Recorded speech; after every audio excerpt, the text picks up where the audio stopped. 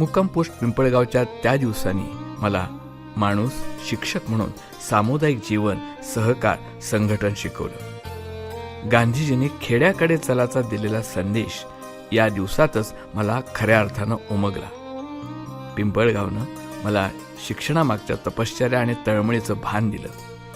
मी पुढं कोल्हापूरसारख्या महानगरात गेलो, रमलो, रुळलो, पण पिंपळगावनं दिलेलं जीवनभान अजून माझ्या मनी मानसी कायम आहे. या खेड्यानं मला मातीची शपथ घातली होती. आकाशात विरणाऱ्या माझ्यातील शिक्षकाला जमिनीची सततची जाण दिली ती मुक्काम पोस्ट पिंपळगावानंच. माझा जमिनीवरचा हा मुक्काम सतत वास्तवाशी नातं जोडत राहतो तो पिंपळगावामुळेच.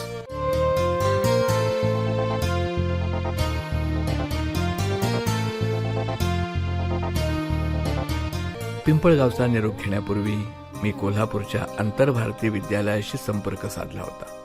पिंपळगावसारख्या आडगावी राहून एम ए करणं अशक्य होतं. एम ए करण्यासाठी म्हणून मला कोल्हापूरला नोकरी देण्याचं आश्वासन मिळालं आणि मी निश्चिंत झालो. मेच्या सुट्टीसाठी म्हणून पंढरपूरला गेलो. सुट्टीत मध्येच निरोप आल्यावरून कोल्हापूरला परतलो. आंतरभारतीनं नोकरीच्या मुलाखतीसाठी म्हणून पाचारण केलं होतं. A.B. देशपांडे मुख्याध्यापक आणि सचिव म्हणून धुरा सांभाळत. प्राचार्य A.K. भागवत स्कूल कमिटीचे चेअरमन होते. मी आंतरभारतीत शिकत असताना ते म्हणजे प्राचार्य भागवत आम्हाला चार्ल्स डिकन्सची टेल ऑफ टू सिटीज ही कादंबरी शिकवायचे. ती कादंबरी रॅपिड रीडर म्हणून पाठ्यक्रमात लावण्यात आली होती. ज्याचं शिकवणं त्यांच्या व्यक्तिमत्वाप्रमाणे रुबाबदार होतं. ते पावसाळ्यात मिलिटरी रेनकोट घालून रॅली सायकलवरून येत तेव्हा ते टेल ऑफ टू सिटीज मधील मिस्टर लॉरी सारखे भासत. आम्ही विद्यार्थी आपसात सरांना मिस्टर लॉरीज म्हणत असू. या संबंधामुळे सर मला ओळखत होते. मुलाखत अशी झाली नाहीच, पण बोलावून फक्त इतकंच सांगण्यात आलं की इथं सोय झाली नाही तर इचलकरंजीत जावं लागेल. पिंपळगावापेक्षा इचलकरंजी बरी म्हणून मी लगेच होकार दिला. नोकरी पक्की झाल्याच्या आनंदात खोली, मेस इत्यादीची व्यवस्था आजमावून मी पंढरपूर गाठलं. तिथं गेलो तर पानात वेगळंच वाढून ठेवलं होतं. आईने सून आणायचा घाट घातलेला. त्याचं असं झालं, आमच्या आश्रमाच्या मेट्रन सिस्टर P. राव यांनी, त्यांना आम्ही ओबा म्हणत असू, त्यांनी सांभाळलेल्या 2 मुलींपैकी छोटी रेखा हिला डोळ्याच्या एका मोठ्या व्याधीतून वाचवलं होतं. त्यांना निवृत्तीचे वेध लागले होते. मोठी मुलगी वनमालाचं लग्न ठरवून मोडल्यानं त्यांची चिंता बाळगणं स्वाभाविक होतं. त्यावेळी आमच्या आश्रमाचे अधीक्षक रमाकांत तांबोळी होते. त्यांनी पुढाकार घेऊन वनमालाच्या माध्यमातून आमच्या खोलीतील कुसुमताईच्या मार्फत माझ्यापुढे रेखाच्या लग्नाचा प्रस्ताव ठेवला. तुझं प्रेम प्रकरण आम्हाला माहीत आहे, ते जमत नाही, तिला विचारून घेतलंय, तिनं स्पष्ट नकार दिलाय, तिचं अन्य कोणाशी तरी आहे आणि बरंच काही. आयुष्यात निकराचे प्रसंग येतात तेव्हा द्रष्टेपणानं निर्णय घ्यायचा असतो. भावनेपेक्षा व्यवहार पाहणं शहाणपणाचं. शिवाय मृगजळामागं आकांतानं धावण्यात दमछाक तर होतेच, पण जीव घेणे तगमगही. ती केव्हा तरी थांबायलाच हवी असा विचार करून मी रेखाच्या लग्न प्रस्तावास होकार दिला. तांबोळी दादा, ओबा म्हणजे सिस्टर राव, वनुताई, विकास दादा, आई, कुसुमताई, अक्का साऱ्यांना आनंद झाला. प्राथमिक बोलणी झाली. मी MA करणार आहे. वर्ष 6 महिने तर बिराड करता येणार नाही याची कल्पना देऊन मी कोल्हापूरला आलो. इचलकरंजीत जावे लागले तर जायची मानसिक तयारी केलेलीच होती, पण मनोमन कोल्हापूर मिळावं अशी इच्छा होती. तीव्र इच्छाच फलद्रूप होतात म्हणे, आणि झालंय तसंच. अपेक्षेप्रमाणे मला कोल्हापूर मिळालं. आपण ज्या शाळेत शिकलो तिथं शिक्षक होणार या कल्पनेनं मी आनंदून कोल्हापुरी आलो. शाळेजवळच असलेल्या RB पाटील बिल्डिंग मधील प्रभाकर लॉज मध्ये 40 रुपये मासिक भाड्याची कॉट बेसिसवरील सिंगल रूम घेतली. त्यावेळी ती एक मोठी चैन वाटली होती. शेजारीच असलेल्या शहाण्यांच्या गोविंदाप्पा खानावळे जेवणासाठी नाव घातलं. लगतच असलेल्या BT कॉलेजमधील ग्रंथपाल मधुकर गोळवलकरांनी हिंदी MA ची पुस्तकं दिली. मी मोठ्या उमेदीनं शाळेचा आणि MA चा अभ्यास सुरू केला. अस्तित्व टिकवण्याची ती धडपड होती. जूनमध्ये शाळा सुरू झाली. मला कार्यभार सांगण्यात आला. कासार सर ज्या वर्गास हिंदी शिकवत त्यांच्याबरोबर मलाही शिकवावं लागणार होतं. आपणास न पेलणारं शिवधनुष्य आंतरभारतीनं उचलायला लावलं होतं याची जाणीव झाली. जबाबदारीच्या गुदमरीनं मी पुरता गारद झालो होतो. सरांचा लौकिक प्रख्यात हिंदी शिक्षक म्हणून मी अनुभवला होता. तिकडं ऐनापुरे सरांबरोबर इतिहास नागरिकशास्त्रही शिकवण्याची कसरत मला करावी लागणार होती. आपण हे सारं आ बैल मुझे मार करून घेतल्याचं एव्हाना लक्षात आलं होतं. मी दिवस रात्र एक करून अभ्यास केला. शिकवत असताना हर घडी अज्ञानाची खोल जाणीव होत गेली. मी ते सतत जिज्ञासा पूर्तीनं दूर करत राहिलो. मला 10वीचं वर्ग शिक्षक पदही देण्यात आलं. आधीच ओझ्यानं दबलेल्या गाढवाच्या पाठीवर आणखीन एक ओझं लादण्यात आलं होतं. नाही म्हणायची सोय नव्हती. सोबतचे सारे सहकारी माझे पूर्वाश्रमीचे शिक्षक होते. इकडं आड तिकडं विहीर अशी स्थिती होती. मी हे आव्हान घडणीची संधी म्हणून स्वीकारत गेलो. आंतरभारतीतील प्रारंभीच्या 2-3 वर्षांनी मला खूप शिकवलं. तो काळ माझ्यातील अंकुरलेल्या ध्येयवादी शिक्षकाच्या घडणीचा जसा होता तसा तो माझ्या ध्येय धुंद धडपडीचाही.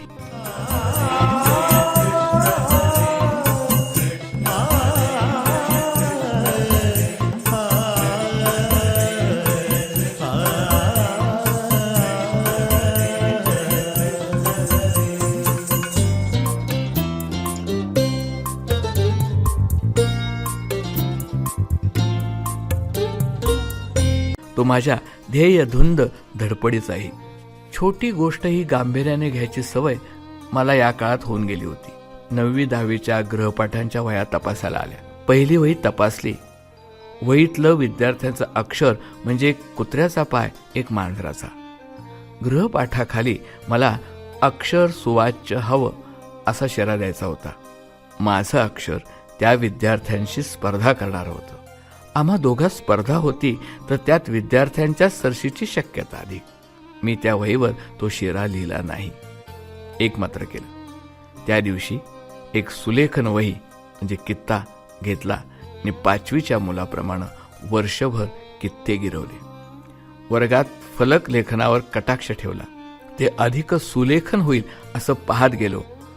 6 महिन्यांनी दुसऱ्या सत्रात मी लेखन सुवाच्य असावे असा शेरा सुबक अक्षरात एका वहीवर नोंदवला. अर्थात त्या दिवशी जग जिंकल्याचा आनंद झाला होता.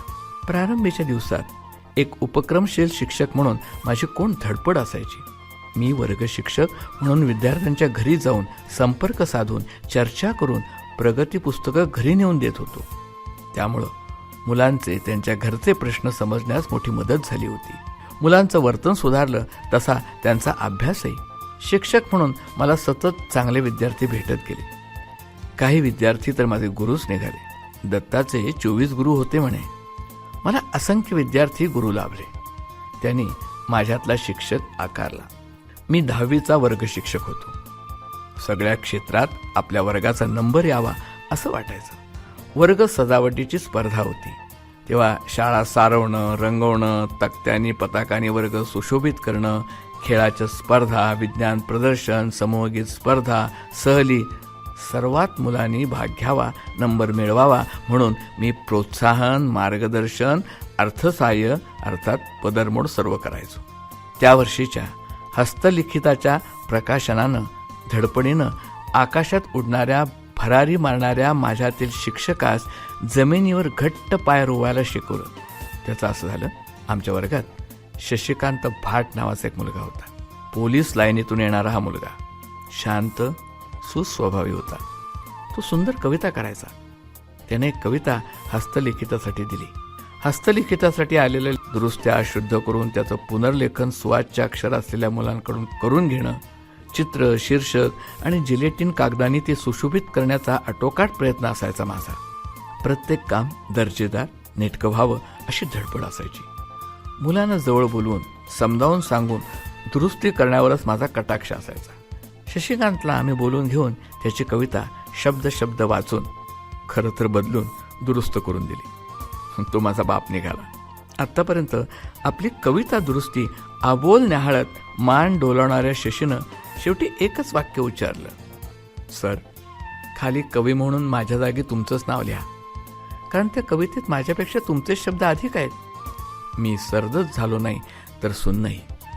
कोरा कागद घेऊन त्याची कविता केवळ शुद्धीकरणाचा संस्कार करून पुन्हा लिहून काढली आणि शाब्बास म्हणून त्याच्या हाती दिली खरी, पण मी आतून धडधडून गेलो होतो.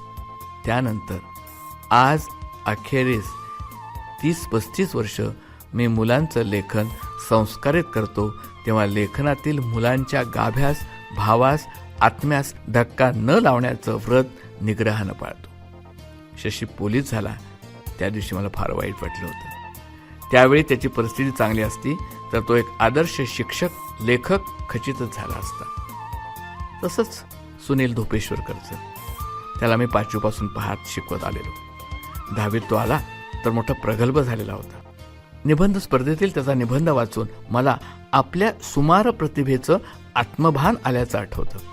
त्याच्या घरचे प्रश्न नसते तर तोही नक्कीच प्रतिभावान लेखक झाला असता.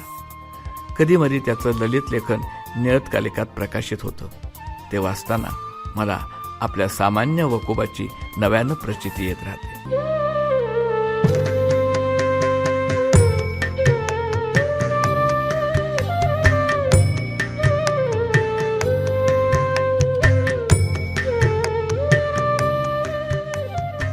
मंगाजी हराळे तर मी माझं प्रतिबिंबच न्याहाळलं, गोंजारलं होतं.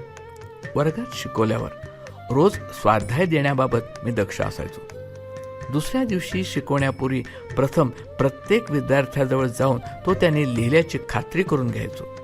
एखाद्याने स्वाध्याय लिहिला नसला की कधी रागवायचो, कधी खोटा खोटा रट्टाही पाठीत द्यायचो. मंगाजीनं असाच एक दिवस स्वाध्याय लिहिला नव्हता म्हणून रट्टा घातला तर चप्प असा आवाज आला. मी चपापलो.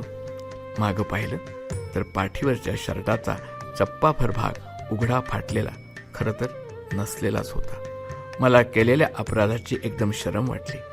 मधल्या सुट्टीत मला भेट असं म्हणून त्याला सांगून मी शिकू लागलो. पण आज सूर काही लागत नसल्याचं जाणवलं. मधल्या सुट्टीत मंगाजीची विचारपूस केली.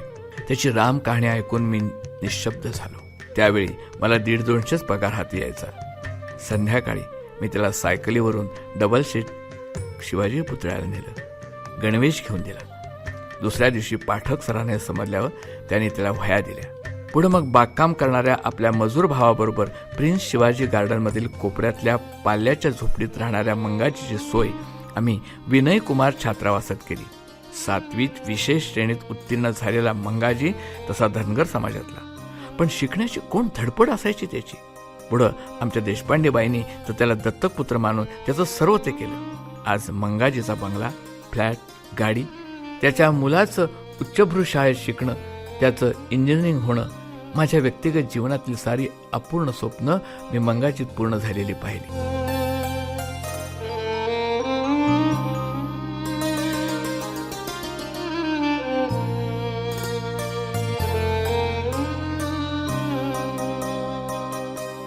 हे सारं दुरून न्याहाळतो तेव्हा मीच इंजिनियर झाल्याचा आनंद होतो. मंगाजीच्या त्या प्रसंगानंतर मी कोणा विद्यार्थ्याच्या पाठीवर शाबासकीशिवाय हात ठेवला नाही. हात उगारण्यासाठी नाही तर उभारण्यासाठी असतात हे मंगाजीनं शिकवलं, बाबा आमटेंच्याही आधी.